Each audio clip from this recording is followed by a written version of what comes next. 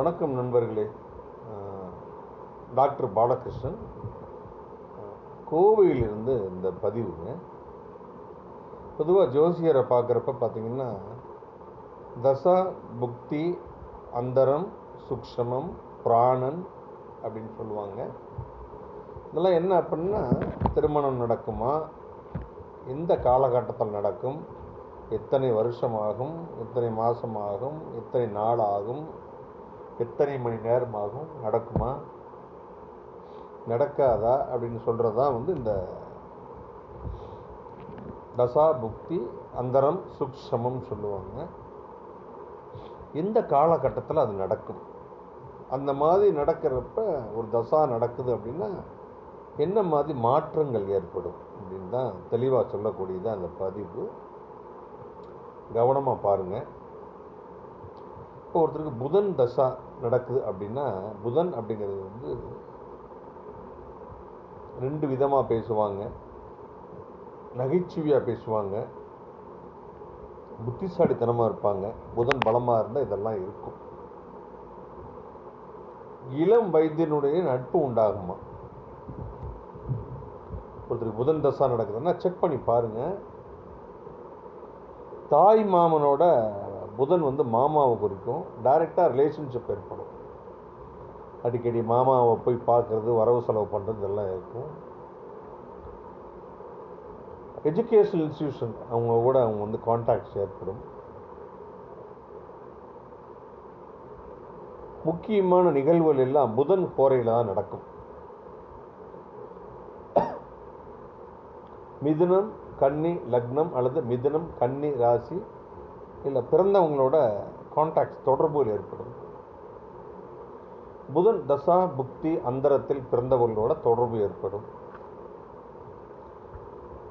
புதனுடைய நட்சத்திரங்களான ஆயில்யம், கேட்டை, ரேவதி இதில் பிறந்தவங்களோட கான்டாக்ட்ஸ் ஏற்படும்.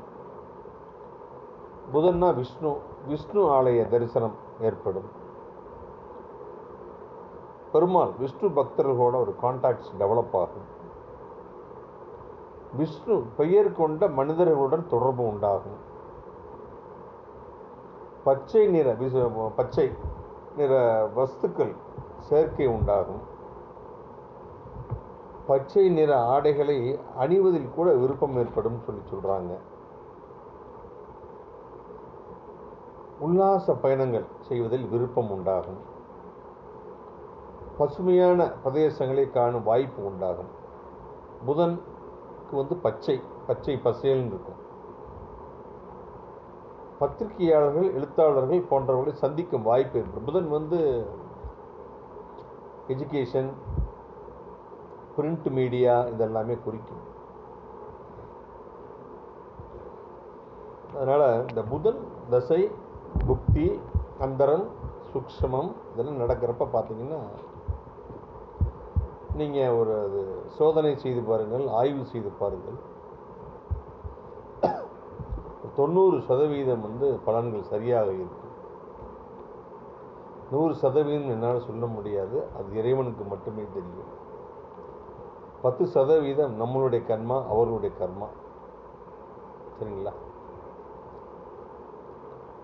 பொதுவாக புதனுடைய ஆதிக்கம் பெற்றவர்கள் ஆதிக்கம், ஆட்சி, உச்சம் இதெல்லாம் இருந்தது அப்படின்னா மூலத்திரிகோணம், திக்பலம், லக்னத்தில் புதனும் குரு திக்பலம் அடைவார்கள். இதெல்லாம் இருந்ததுன்னா புத்திசாலித்தனமாக இருப்பாங்க. எடுக்கக்கூடிய முடிவுகள் சரியானதாக இருக்கும். ரெண்டு விதமாக பேசுவாங்க. நகைச்சுவையாக பேசுவாங்க, எங்கே இருப்பாங்க, ட்ரெஸ்ஸு கவர்ச்சியாக அணிவார்கள். சரிங்களா?